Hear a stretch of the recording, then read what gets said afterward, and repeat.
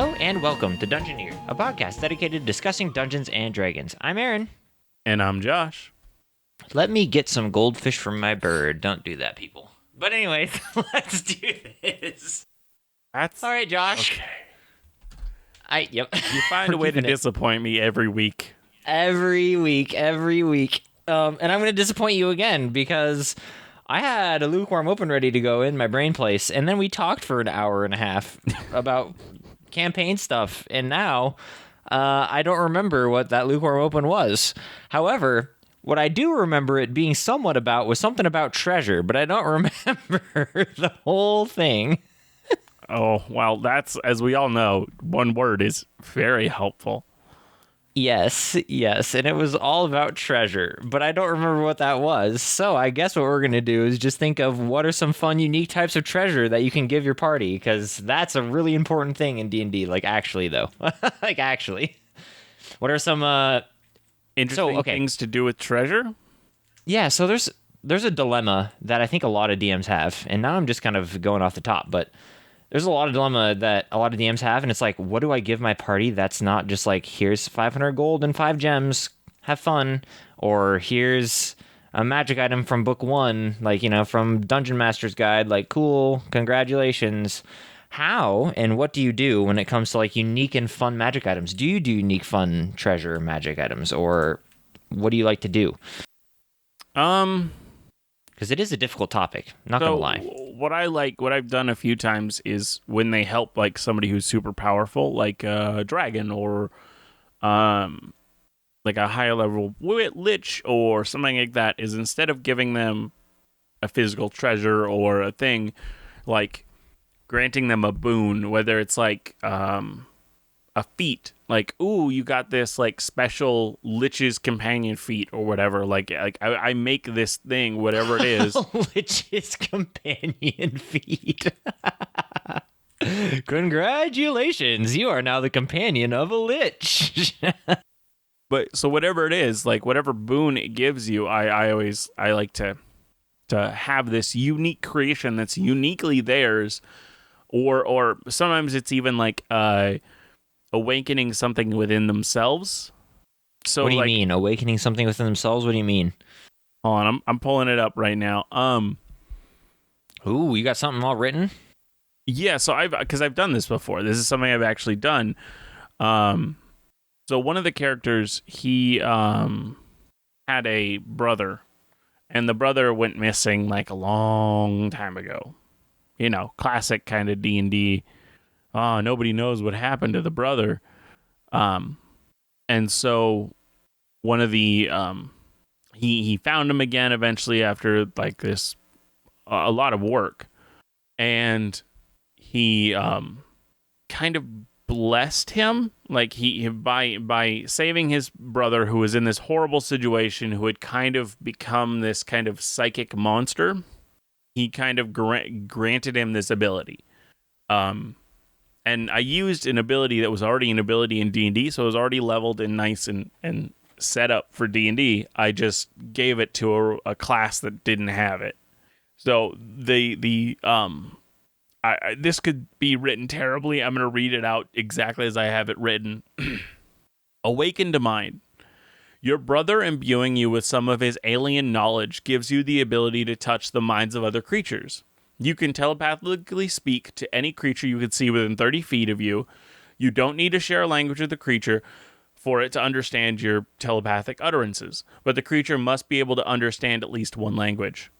And then I also gave them psychic blades. You gain the ability to make your weapon attacks magically toxic to a creature's mind. When you hit a creature with a weapon attack, you can expend one use of your bardic inspiration to deal an extra 1d6 psychic damage to that target.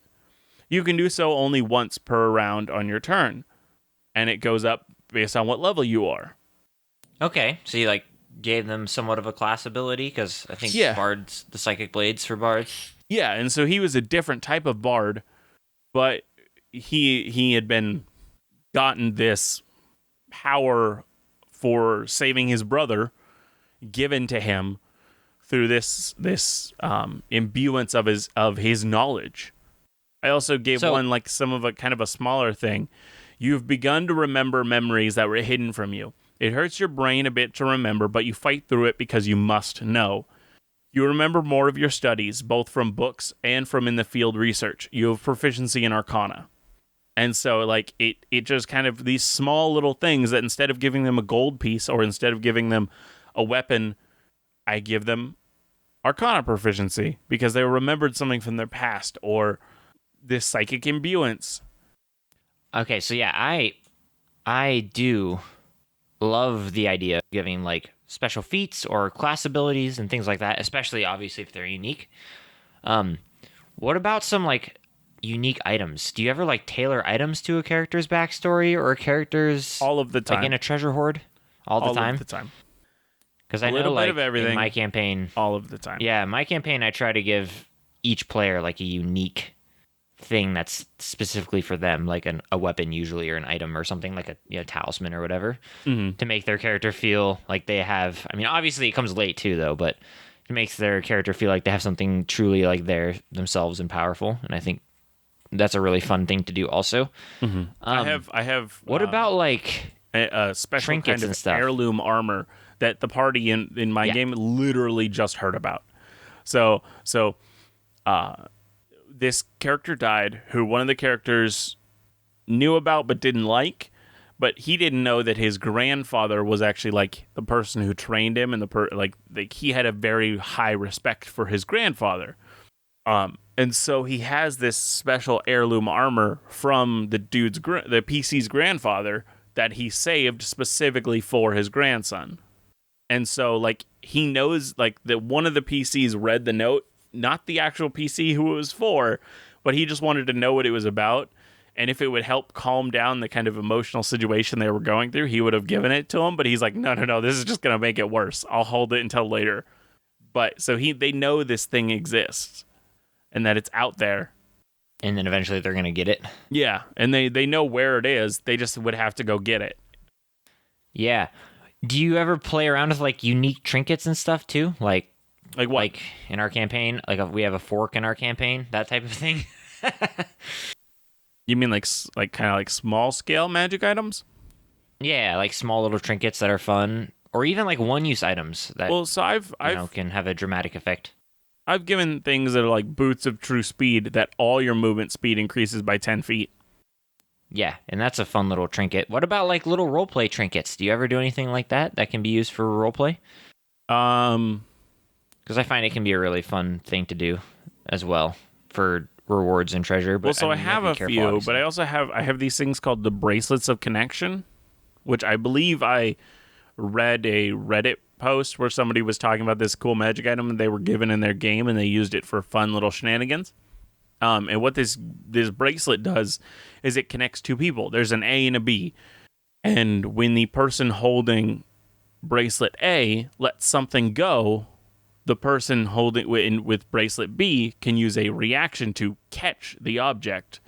So they can pretty much teleport an object from one of the bracelet hands to the other. Oh, cool. Does it have, like, a range? I'm assuming it would. Yeah, right? It's 200 feet. So it's pretty big. That's pretty cool, though. That's a pretty awesome item. It's just like a weird little thing. You let it go from your hand that has the bracelet, and then the person who has the other hand can use a reaction to catch it.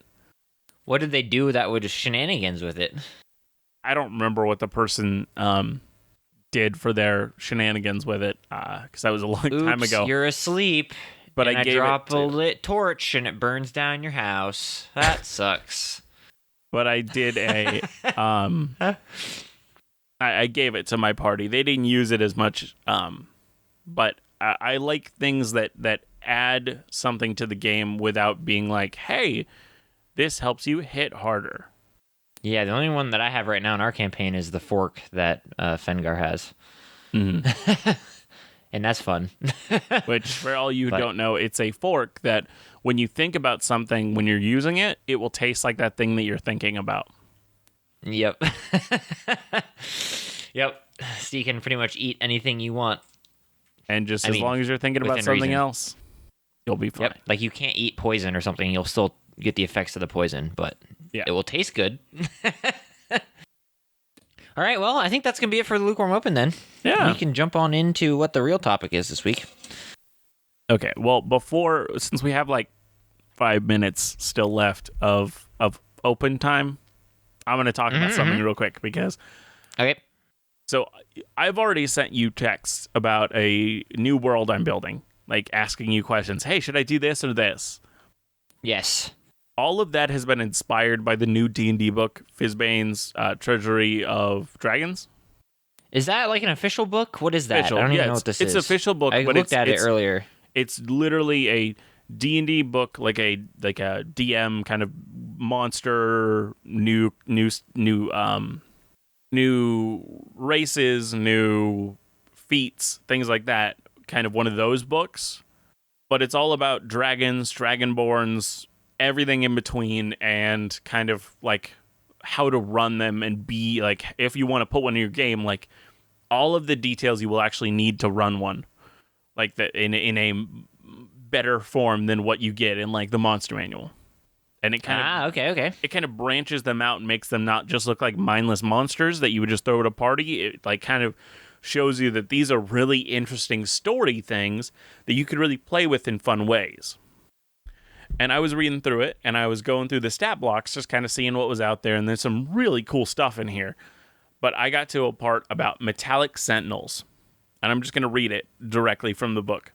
A metallic sentinel is a guardian created by a metallic dragon, forged from the metal associated with its creator and powered by the energy of the dragon's breath. An artificial being sculpted in elegant filigree, it is dedicated to diffusing tensions that could spiral into violence. And then it has 2 metallic sentinels that like they have stat blocks for. You could always make 1 million more, but they give you 2. There's the metallic peacekeeper. When a metallic dragon grows attached to a settlement or smaller folk, often after dwelling there for a time in humanoid form, the dragon might decide to create a metallic peacekeeper to protect the place. The peacekeeper can ward a community for centuries, standing in its place of its dragon creator and maintaining peace and order. Are these things strong? They seem like they'd be pretty strong. CR4, so it's just like a basic kind of guard. And then there's a metallic warbler, which is like a little metallic bird that's only CR 1/4. Metallic warblers resemble songbirds and serve as clandestine agents of their creators, keeping watch over community without directly intervening. Their telepathic bond lets them summon their dragon creators in case of dire need. Now, these are actually really cool. They I are. like these a lot. They both have an ability called Calming Mist. And so I'll read the Peacekeeper's version. The Peacekeeper releases a calming gas in a 30-foot radius centered on itself. Each creature in the area must succeed on a DC 14 charisma saving throw or become charmed by the Peacekeeper for 1 minute. While charmed in this way, the creature is incapacitated and has a speed of 0. That's pretty powerful. That's a pretty powerful ability. It is. And so why does a dragon make these? Just to like keep peace then, like it was saying? Yeah, to keep peace in an area that they have grown fond of and they don't want to get hurt. And I was like, I love this idea, but I want to take it to the extreme. So what I did is I was like, I need a city where a dragon has like these are the cops. Just it is covered in these peacekeepers, just everywhere. Like they're the cops of the town, and they have these lanterns that are kind of this purple color that at night put out this pink mist, and it's like calm emotions. And so it's pretty much they can like walk around the streets and calm everybody down. Yeah, well, so they're not doing it. They're these lanterns set up throughout the whole town that are doing it. But so this town is kind of kept under this almost like magical oppression by this dragon who thinks they're just doing it for the benefit of the city. But anybody seeing it's like, that is terrible. Why would you do that? And I was like, I need this city right now. I'm making it. And then I was like, okay, I don't have a world to put it in. So now I got to make a world. So I started making this whole world. And I just love the whole, I remembered so is this why I love new world campaign building. world? 100%. Is this going to be new campaign world? 100%. And I give my... You have like a story? You have like a story you're looking for? I kind of have one, but I don't want to go into it. Because I'm still like What? working out the kinks and the bugs. Oh, come on. It's only 16 minutes in. I'm still working out the kinks and the bugs, so I might talk about it later, but not right now. How much do you have done? Not enough. Like, have you been working on it a lot recently then? I've worked on it pretty much last week is all I've been working on it. And so I have a lot to do because I got to So I'm create a assuming million like no nations. maps. No maps, nothing none of like that that. yet. I've figured out the creation myth, which the creation myth literally in it has them transfer worlds because their original world dies, and then the deities are like, let's save like 6 of each race and put them onto the new world. It's a whole thing. Well, it's you can actually already really tie in cool. your apocalypse world. You can already tie in your apocalypse world. There you go. Not Perfect. really with the Already whole done. background of the apocalypse world, but okay, here we go. Oh, real topic. Okay. Yeah, real topic now. You're getting too late in the episode. So I start by talking about Fizbans again. So the new book, Fizban's Treasury of Dragons, is out now. This week I've been reading it and just being inspired. Aaron, as I said, you've already received questions from me about a new world I'm making, and this was all inspired by stat blocks and lore in this book that I wanted to use and see in a certain way. So I looked through the book this week for different named dragons that I could kind of talk about for this episode. And I ended up with the dragon called Galadaeros. Rakesh. No, it's That was literally Galadaeros. perfect timing.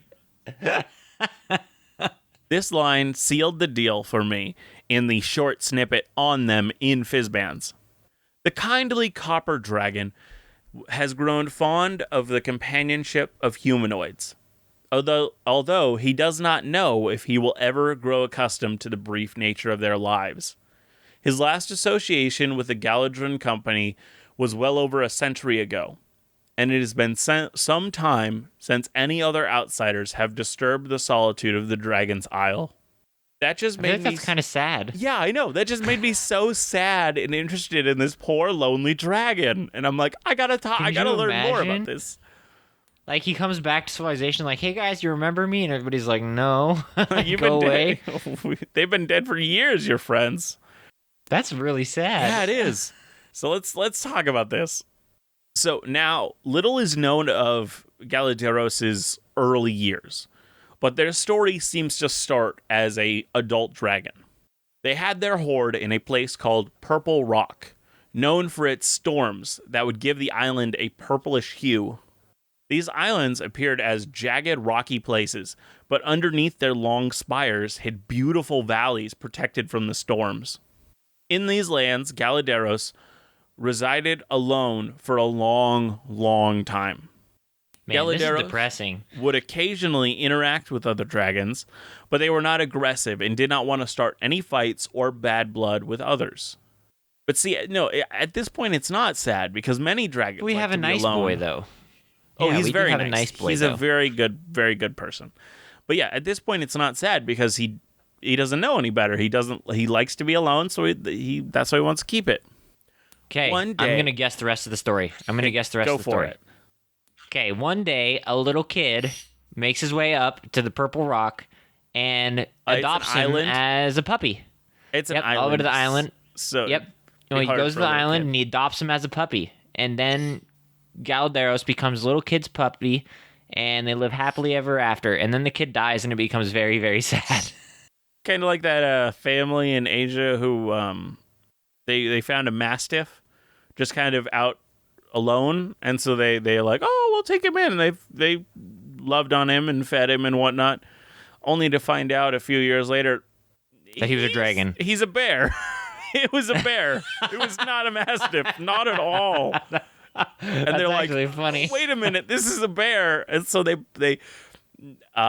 gave it to like one of the local like zoos, and they like still like see him and love on him, but it's just one of those things where it's like, that's not a mastiff, my friend. That's a bear.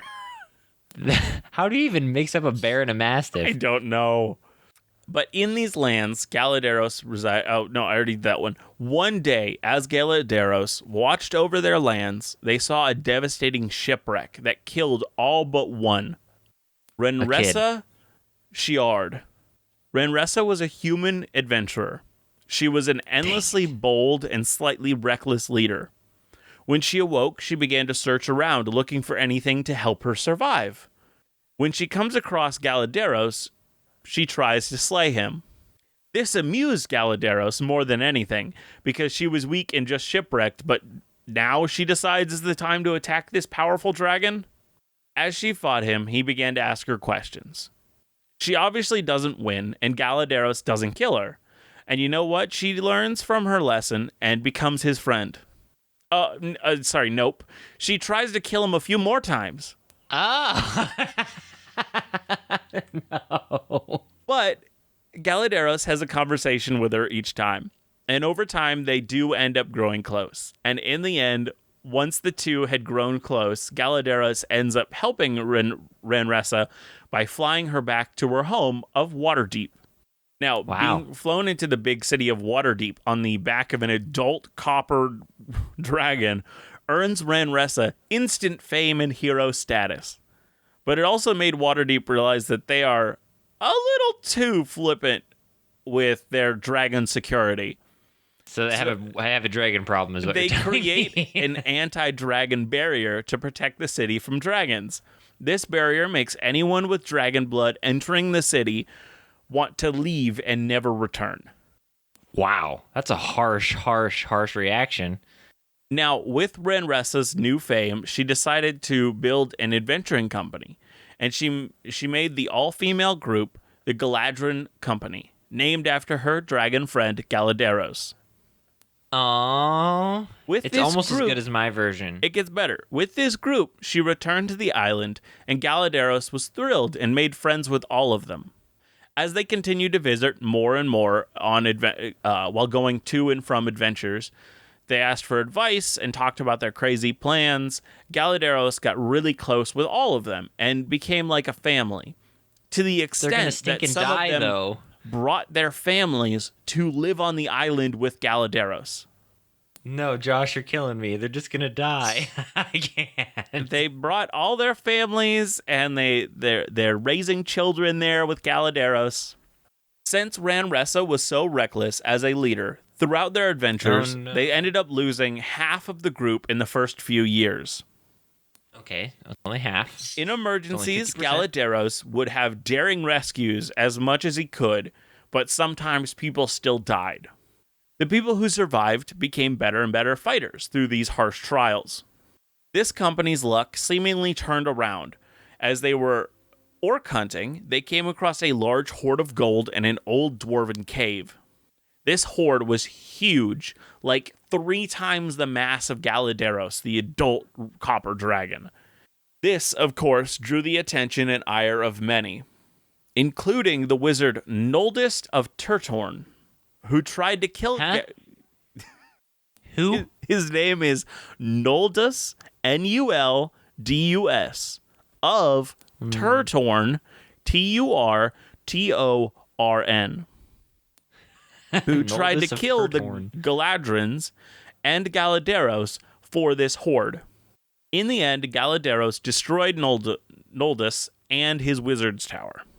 Part of Noldus's plan relied on these magic amulets, which allowed the wearers to telepathically communicate.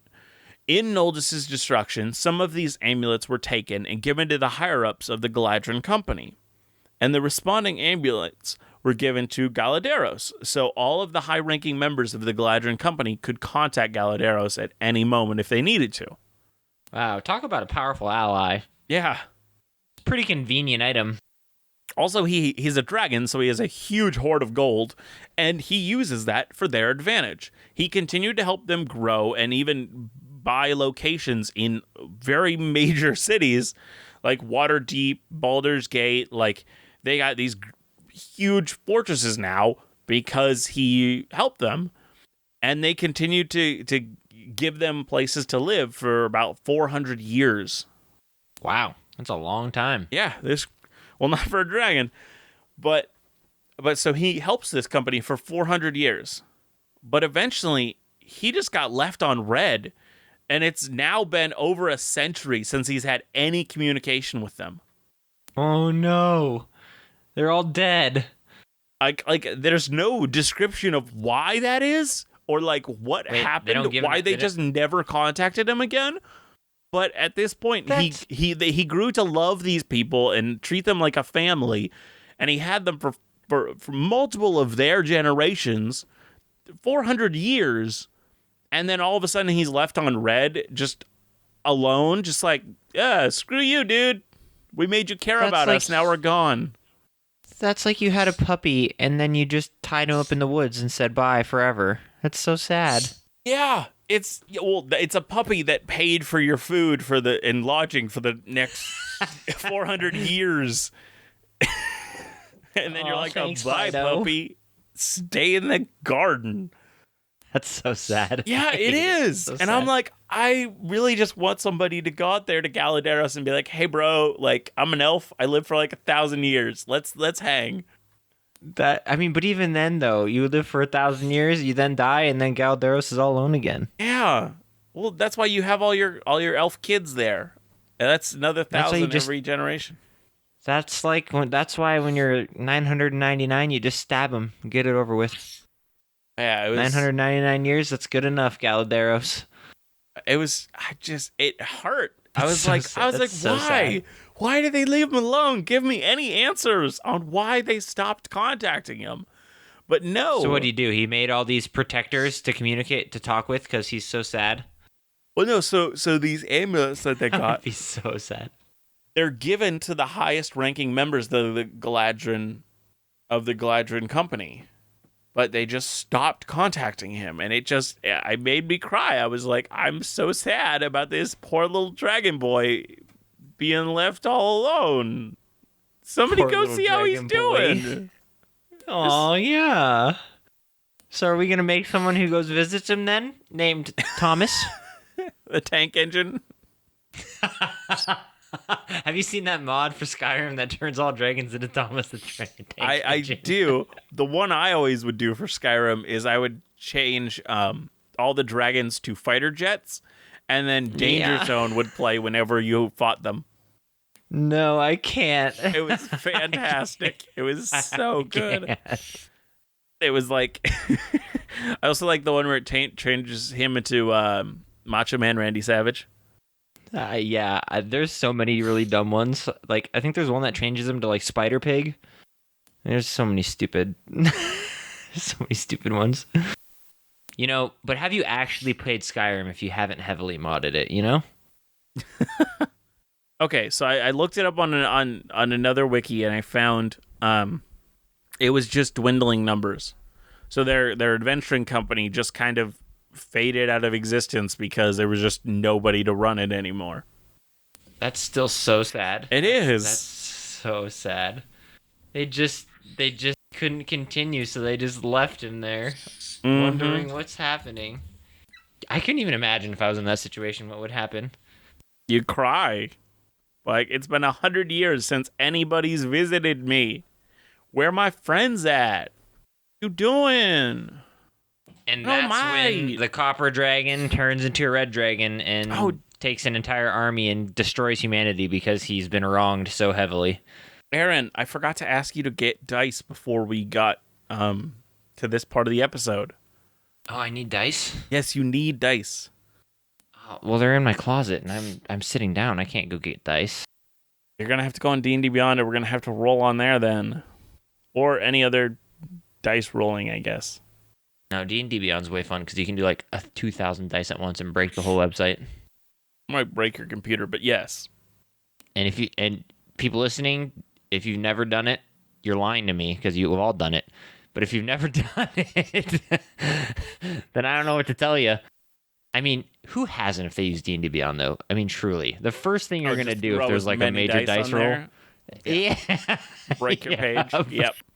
But okay, so so we're going to make a dragon. Let's get 3 Okay. D20 rolls. Oh, I need And we're 3 gonna actually D20 rolls? use Yeah, we're actually going to use this dragon character creator partially just to inspire us for our creation this week, which I want to create a dragon. Okay, I have 3 D20 rolls. What do you want me to do with them? Tell me what they are. First one is 8. Okay, 8. They have coins or Second- gems embedded in their hide. Ooh, interesting. That reminds me of Moana, the crab. What's the crab in Moana? Yeah, I didn't watch Moana yet. Whoa. No, I know it's really good. I've listened to the soundtrack. I just have not watched the movie yet. What shiny? Gonna get copyrighted. Anyways. But okay, so what's the next 5 is the 5. second one. Notably over or underweight. Ooh, we have a chunky boy. Let's with have a some diamonds. a chunky diamond boy. A chunky diamond boy. And what's the last Next one? is 13. 13. Crouched predatory posture like a stalking cat. So we really have a chunky kitty diamond boy. I'm ready. Now, How, can you is give this me like? Can you make an entire? One more D20. Oh yeah, we're going through this whole thing. There's only like 6 actual things we need to roll though. Well, Because it wants you to be inspired, not I just rolled a created for you. natural 20, baby. Nat 20. Deeply suspicious, treating all humanoid encountered as probable agents of a rival dragon. So are we literally creating your average house cat right now? I think that's what we're That's doing. what it sounds like. Okay, D10. This is your large, fat house cat dragon. And 5. They are devoted to Bahamut or Tiamat and put their interest ahead of their own. Okay, well that's not like a cat. That's not like a house cat. Let's Not re-roll. really. Let's re-roll that one. Let's get this house cat. Yeah, I mean we have to have like what Bertrude the house cat. What's his Re-roll name? it. Come on, give us that a second D10 roll. One. I treasure one particular item in my hoard, a gift from a person I loved who is long since dead. Lasagna. Perfect. We already know. Not actually, but I like your mindset. One more D10 roll. Okay. 3. Given the opportunity, I Is this lasagna? Is this Garfield? Given the opportunity, I eat to excess and then fall into a long, deep sleep. We literally have Garfield. He's overweight. He has lasagna. He eats too much. This is so I love this dragon. We literally I made kind of want it to Garfield. be pasta though. Can we make it like more like a spaghetti type pasta? So I just imagine a dragon slurping that up, and it's hilarious. So dumb. Oh man! All right, do we have more? Do we have more rolls? No, that's really it. It's naming at that point. Is there random names for it? Hold on, roll a D4. Let's see if it's a wormling, a young adult. 3. 3. Okay, so it's an adult dragon. Let's roll a D6 Okay. to see what its goal in life is, besides lasagna. 1. To find a good location for an additional layer, which, of course, it's going to be one with a that. chef. It has to be Yep. one with somebody who can cook lasagna. Oh no! So he's trying to find a good sous chef for his new home. Yeah, I mean, you can't live without a good chef to cook you lasagna every day. You really can't. It is funny though when you roll random like this, the stuff you can like. We literally just It rolled random. We inspires you. literally made Garfield. It inspires we literally you so made much. Garfield. It's fantastic. Oh man! Okay, wow. Okay, so so are we this- creating this? Yes, we're Dragon in 100% real life? creating this fat dragon that's going to be in our world that has an item that they possess that they treasure more than anything, which I would say would probably be a golden lasagna dish, like actual dish where you would cook it in. We can't make it lasagna. We can't make it Garfield. We can't. We can't. Why? What kind of dragon would Garfield be? This one. What is he a copper dragon because he's kind of orange? A red dragon because he's Oh, pure- red dragon. We want him to be one of the most powerful dragons that exist. No, gold dragon works too. They're powerful. They are powerful. We have a chonky red dragon. Okay, so named in one of the sections, they say dragons of the same kind can vary widely in shape, size, and color and ornamentation. And they have this image, which I just posted in Discord. The left one is a chonky dragon. It's a chonky boy. The right one is a thin dragon, and it's fantastic. Oh, the chonky one though. Look how much sass he has. He is. He literally has like some sort of like chicken bone in his fingers, and he's like, oh, he is a true diva. I love him. I love him. Oh, that's all I'm thinking of for our chonky boy. He's got that nice little double chin action. Oh. Okay. Okay, we got to come up with a story for this dragon boy, okay? Why is he fat? Let's start with that. Why does he like to eat so much? Well, I don't know. Is he in a nation where they are known for their food? Well, there's a part of me that like, now, hear me out. What if when he was like a little wormling boy, what if we kind of play off of like the puppy narrative where like when he was a little wormling boy, he was kind of like raised. Maybe they like thought he was like a fairy dragon, or like they thought he was like a tiny little guy, but he was just a wormling, and he really fell in love with food. I mean, you know, and now I would assume he would like live in like a society. Now I'm also thinking of Critical Role, where like the whole land is ruled by a dragon, but like he would like rule over a culture that loves cooking, and they would just like bring him food all the time. Mm-hmm. I like that. He rules over a small little nation that they're like, yeah, you can just have that. But the reason why they're okay with this is because it is constantly having food innovation, where it creates some sort of food that the world has never seen before, and like you can like the world wants that to continue. So the question is, also, I think he is super powerful. Food? I think he's like fat and looks goofy, but I think he can wreck shop if he really wants to. Like if somebody removes his lasagna from him, of course.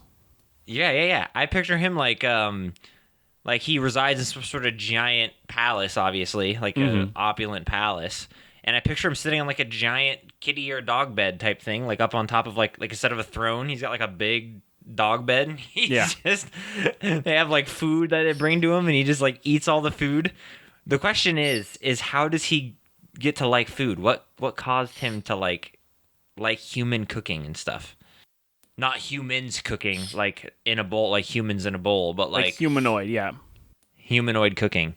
I think it's he was born in this area. I think he was born to this like, ooh, okay, I got it. Well, you're making me think. They're in an area that's constantly trying to innovate food-wise, to the point where one of these restaurants got a dragon egg to cook, to make something, but didn't realize it was too far along in the process, and ended up hatching in their food stores. Okay. And then it became like the restaurant's pet, where they're like, oh, here, they threw it some scraps or whatever as they're cooking, to the point where it just loved all this stuff. Well, now you're making me think of Ratatouille. I did think of Ratatouille. It was inspiring. You're not making me think of Ratatouille, where the dragon, when he's a wormling, actually is a chef underneath the No, hat. I don't think he's... I think he helps in the kitchen, but I don't think he sits on someone's head and pulls their hair to control them, because as we all know, hair is the controls of our body, as we all know. Yes. Absolutely. I mean, If you haven't seen Ratatouille, that statement sounded absolute insanity to you. And if you haven't seen Ratatouille, you should watch it. I love that movie so much. But there's a part of me that likes the idea of like he steals food, like when he was young, like he was like a sneaky rogue, like a sneaky alley cat, and he would like take food, like somebody's apple pie would be on the windowsill or whatever, cooling. I think the way that he got the way he is that he didn't have to do that. So he didn't need to sneak around or do anything. So he didn't get skinny or exercise a lot, because he just lived in a restaurant and just got to eat a bunch of really nice food. What if he was skinny in the past and he had to scrounge for his food, and now he just loves the opulent food life? Is he really nervous about going to his high school reunion? Yeah, it's coming up on his 10 years, and he's like, oh boy. Oh boy, I remember when they all think of that star athlete. Oh, They remember from like my high school football days, dating the homecoming queen, and here I am. I love him. oh, it's fantastic. What's his? Okay. He's just a relatable dragon boy. He was skinny. Okay. So he was born in the food stores of this restaurant. I like the idea of him being born in the food stores of the restaurant. Does he eat the stuff in the food store and then leave out the window? I mean, I'd think so, right? Okay. Like, he just chows down, right? And then he doesn't have any, like, he goes to look for food, like, because he's like, oh, I gotta grow, so I gotta get food. Then he, like, sees a pie on the windowsill, and he's like, well, that was easy. Well, I guess I'm gonna go sit up on that. Well, I'm gonna go sit up on the roof and eat this. How do dragons normally do, like, a whole, they, like, rule over and control other people / animals, right? Mm-hmm. Like, what if we did, like, full-on, like, underneath the city, there's, like rat folk or something, and they're literally, like, stealing from the city, like, all bunch of food, and they work for this dragon. And that's what he did for a very long time. Like, he's the mastermind like it being behind... just him. Just him? Yeah, until he got to the point where he was too big to hide. Then he was like... I even thought of, like, kobolds, where he's, like, the mastermind of, like, trying to steal food. And so, like, they always do, like, these secret missions getting into the city, trying to steal, like, Sharon's apple pie. Mm-hmm. But I do like him being by himself, too, a lot, where he's trying to steal and sneak in food wherever he can get the chance. I think it starts out, he's small enough that it's just him. Eventually he gets so big that it's really hard to hide and grab a pie on a windowsill. So what he does is he hires people who are small. Kobolds, in this case. Yep. Yeah, absolutely. And then, eventually it gets to the point where he's like, hey. Like, we keep grabbing this stuff. Can you guys just, like, figure this out? Like, figure out how they do this? And so they steal a cookbook. And then... And then they begin to kind of learn how to cook. Yeah, yep. And then this would be the most interesting kobold layer of all time. It kind of expands from there. And then it becomes like this little, like, out of nowhere, like, little in the cave restaurant run by kobolds that everybody's like, ooh, this is the nice new spot. This is great. And then for some reason, the only way that they want the only pay that they want is in food. So the way that you pay for your food is by bringing a meal. Is trading another meal? Yeah, exactly. I like that a lot. That's a super good idea, yeah. And so he's just getting to try all these meals, and he's like, this is fantastic. And these are the people who live around here. And so he begins to, like, try to, like, take over in a, like, non-attack way. Okay. So then, does this civilization, this society, who runs it? Is it like, are we going full on like food wars, like chef wars, where like the best chef rules the nation, and that's how the dragon gets there? No. Okay, but how does he go from hole in the wall restaurant where everybody starts coming and trading in food and stuff to he now lives in an opulent palace, or do they just get so rich being a restaurant that his restaurant is it's called the Opulent Palace or something? It's called the Opulent Palace. Yeah. And he's just a fat dragon that sits on a pedestal and watches over the whole restaurant and eats food as people bring him food to trade for his food. No, I definitely want him to rule the nation. I do too. So how does he get from restaurant to ruling? I mean, besides just like, I'm a dragon, roar, hear me roar, get out of my way. Because that's easy. And we have a nice chonky boy, Honestly, I love him so much. I still do, though. I love him so much. Yeah, I really like him, too. I don't know how he goes, though, from hole-in-the-wall restaurant to opulence. How would that, like, in a feudal society, how could he do that? In a feudal society, it would be, well, there could be a way. He cooks a dish so good that he gains lordship. So, like, they knight him, essentially. Mm-hmm.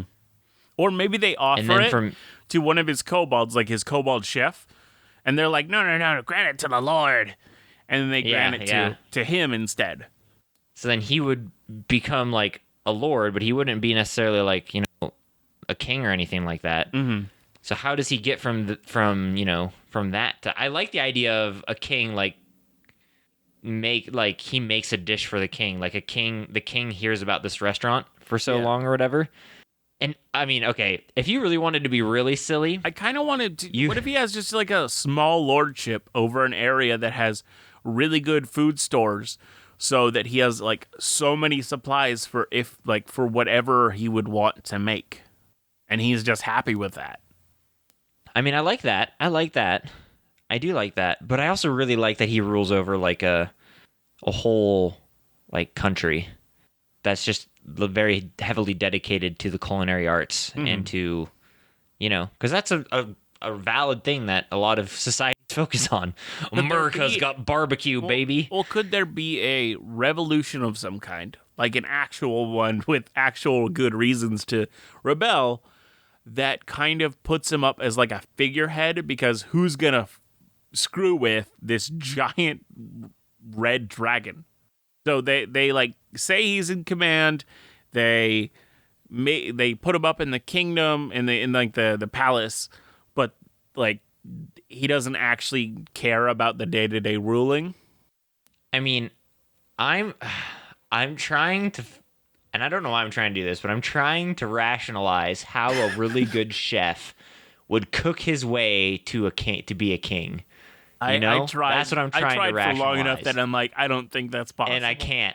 The only place that my mind went is that the king came to his restaurant and he was like an old man and he ate his food and it was the last meal he ate and he just died.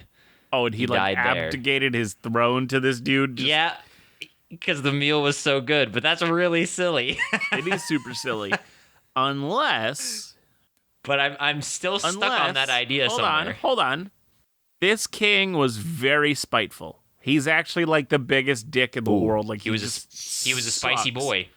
And so he has kids, and none of his kids lived up to his dream. So he said he in front of this, whoever the huge crowd was in this restaurant, signed a legal document abdicating the whole throne over to this dragon. So pretty much he's saying, screw you kids. You have to defeat this dragon if you want to be king. So they'll have to grow strong enough, quotation marks, or the dragon will always rule. In the end, they weren't. I have a great idea that goes just along with this really well. What if the dragon, I mean, he is a red dragon after all, so he's somewhat devious and somewhat clever and smart. What if he just simply, his restaurant has gained so much fame that the king comes down to get a nice meal, and he simply just gets the king so drunk that the king signs away his kingdom. Simple, easy, dragon is now the ruler. It's perfect. Okay, let's combine the ideas. So it's a dying king. Oh yeah, that's what I was saying. It's a dying king who has the terrible kids who aren't living up to how he thinks they should be, which they're probably just fine anyways. And he gets them drunk and says, hey, if you're going to die anyways, why not just sign it over to me? Then they got to be strong enough to defeat me to be king. Or and just, he's like, that's or even right. like... Oh. Yeah. It's so funny. It's so stupid and so funny, and I love it. It's so dumb. We made Garfield Dragon. I love Garfield. I mean, honestly, though, like, King makes his way to this restaurant, eats at it. He's having some family issues, obviously. Mm-hmm. And the dragon just takes advantage of that. Honestly, I think it would work. I mean, he's a red dragon after all. He ends up gaining the throne. Obviously it doesn't have to be like a legal document or whatever, but somehow he ends up gaining the throne through this encounter. And now he lives in this big, giant palace with... I just picture like a big grand table that just runs down the whole length of the Great Hall. And he just sits in the front of it. Oh, he sits at the top of it. Oh, always. Always. Uh-huh. Yeah. And people come from all around, even, I'd imagine, to like give him, like, he's like the arbiter of... Yeah, he kind of gives he's Michelin. He gives Michelin stars to restaurants. He So they is. go and they bring like their dish, and they're like, they bring their best dish to him. yeah, and he's honestly, like, it'd be this is so a fun to play a 5-star character. dish. Yeah, it'd be so fun to play a character whose whole goal and aspiration was to make a dish that pleased this dragon. Yes. And you make a character who cooks. It'd be so fun. I would it'd be so cool. 100% And down. you're like during your adventures, you're gathering resources and like Yes. spices and herbs and things to try to impress. And then you try them, and you're like, oh, it's not the right spice. I need this. And yeah, it would be so much fun. yes, it would. And your goal is to please this over sassy fat dragonborn dragon who resides in this big palace. Fantastic. Now we could also go the route of just skipping the nation thing, and he owns like this palace that's literally a giant restaurant where he's grading food, and he's like an independent city state, or like he's like his own independent thing. What would you rather all of his be? kobolds and stuff. I like both, honestly. I like both a lot. I kind of like the nation more, so I would say if we have a choice, then go with that. Yeah. Yeah, I mean, it might make a little bit more sense that he just has this like grand, opulent palace that's just his own domain, and it kind of has been granted the rank of city-state because of its like, what is that called? Notoriety. Yep, his fame, notoriety, and then also he's a red dragon, so who's gonna even kick him off?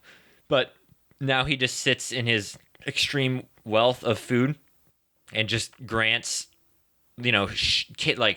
king chefs, like people who own restaurants, like everyone from every walk of life, people who use magic to make creative food, and they all come from all over, and they see if they can earn a red dragon star.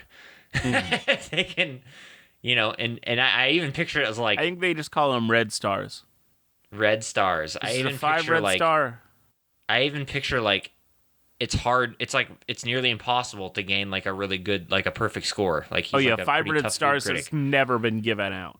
Yeah, and so like you have a player whose character's whole goal is to make a meal that earns 5 red stars. It's so fun. Oh my gosh. We got Chunky Boy. Yes, we do. This Chunky Boy is so good. I love him.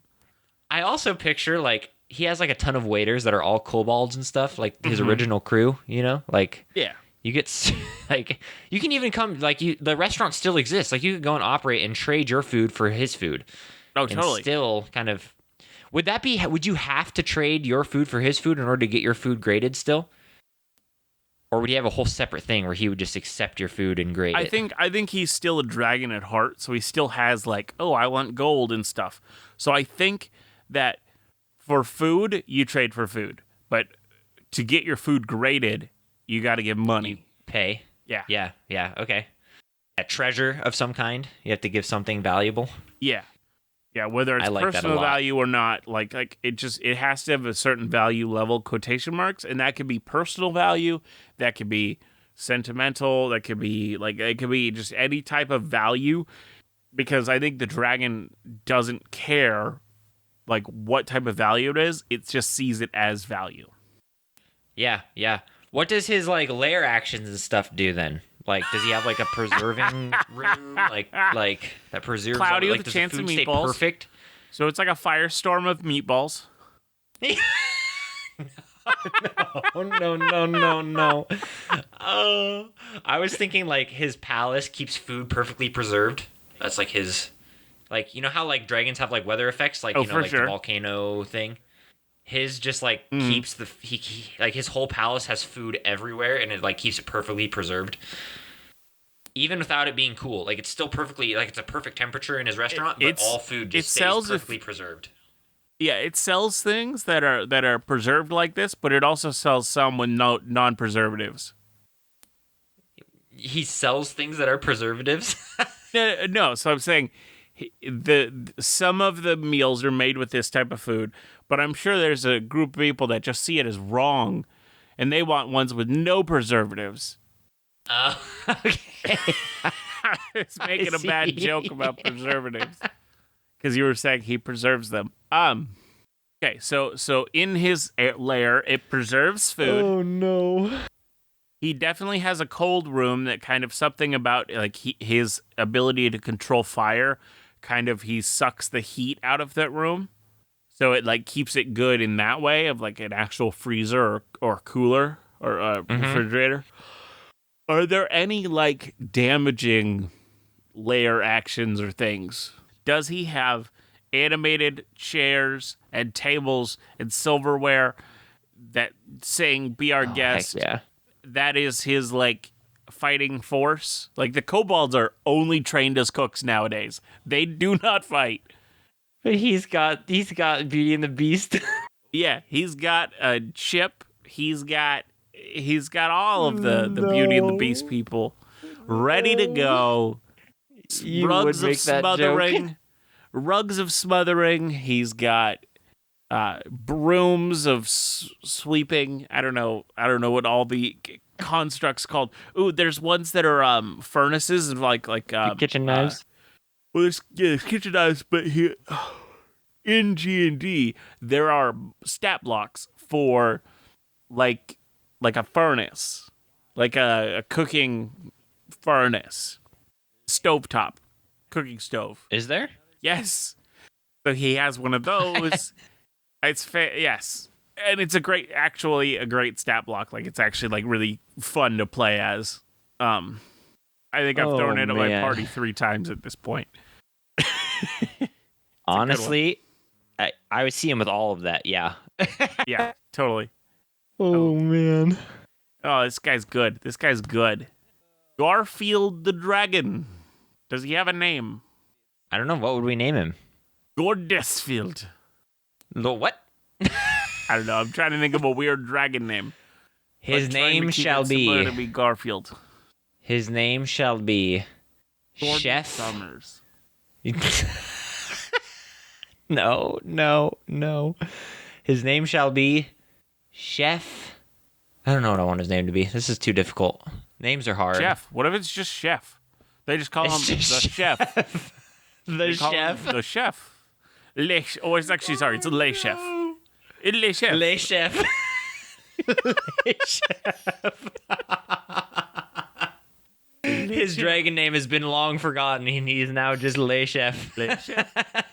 Well, that's one of the things as in this section that we just rolled on for creating dragons. One of the things it says when under dragon names is, hey, a lot of times dragon names are hard to pronounce, so people just call them by a name like Le Chef, or it doesn't actually say Le Chef, but it says like the something. I don't remember, but like the one we talked about. Galadaeros, he was like the flame or the shining flame. Like he had other nicknames that he went by. I mean, yeah, the chef. I mean, is there another good word for chef? Chef. Le Chef. Is there another good name for chef? Le cook. Le line cook.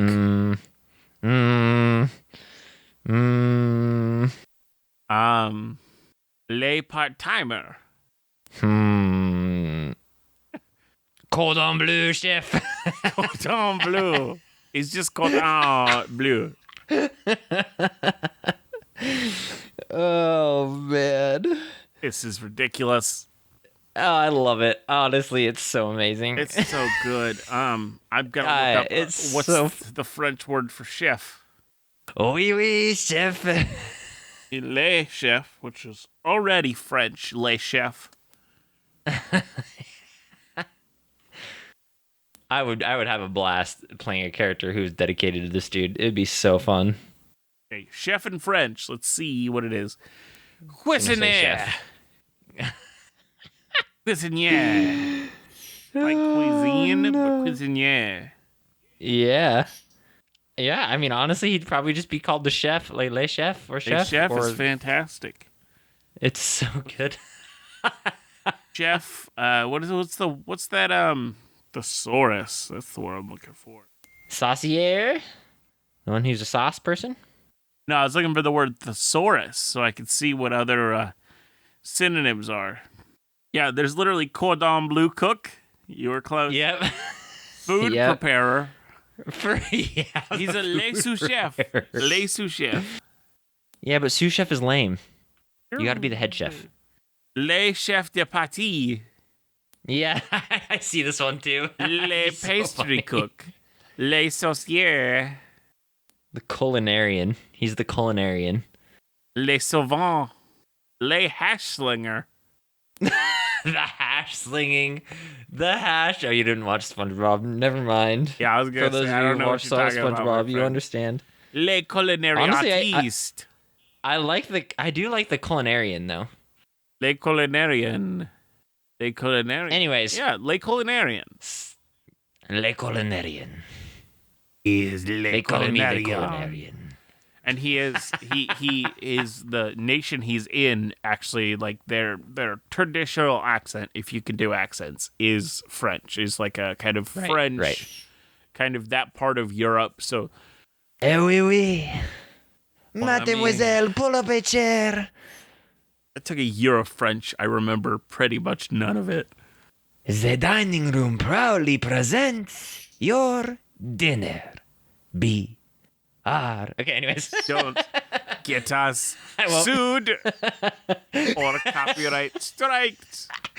Yeah. Da-da-da-da-da-da.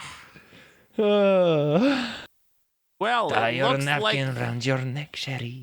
Hey. I can't. I know I can't. It's too. I know. I will say that I'm going to cut it there, I think. I think so. Thank you for listening to episode 58 of Dungeoneer. Mm-hmm. We create Garfield Dragon. Le Culinarian.